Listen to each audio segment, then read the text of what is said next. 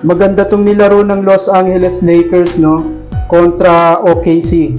So makikita natin si D'Angelo Russell coming from the bench. Hindi siya yung bahagi ng first five ng Lakers na kagaya nung mga nagdaang laro na siya ay nasa first five ng Lakers, na kung saan nakikita natin medyo hindi nagiging maganda yung takbo ng opensa, lalo na pagka si D'Angelo Russell ang may hawak ng bola kapag siya ang nagtitimon sa opensa ng Lakers. Maganda yung naisip ni Darvin Ham na inilagay sa bench ito po si D'Angelo Russell.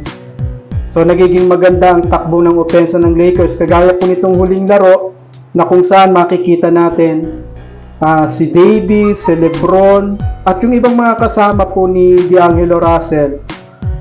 Ang first five po ni Darvin Ham talaga namang nag-contribute ng maayos.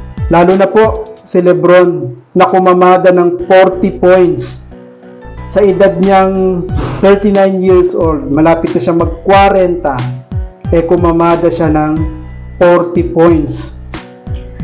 Kaya alam niyo po, napakaganda talaga niyan. At sana magtuloy-tuloy itong ganitong estilo na ginagawa po ni Darvin Ham para po mas lalong gumanda ang koponan.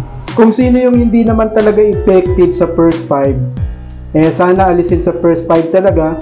Pwedeng coming from the bench, parang yung kay Russell Westbrook, yung ginawa ni Westbrook.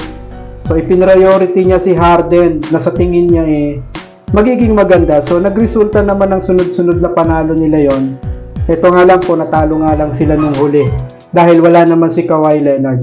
So good news yan sa mga Lakers fans, yung ginawa po ni Darvin Ham, at sana mas maging maganda pa ang takbo ng opensa with LeBron and AD sa mga susunod nilang game.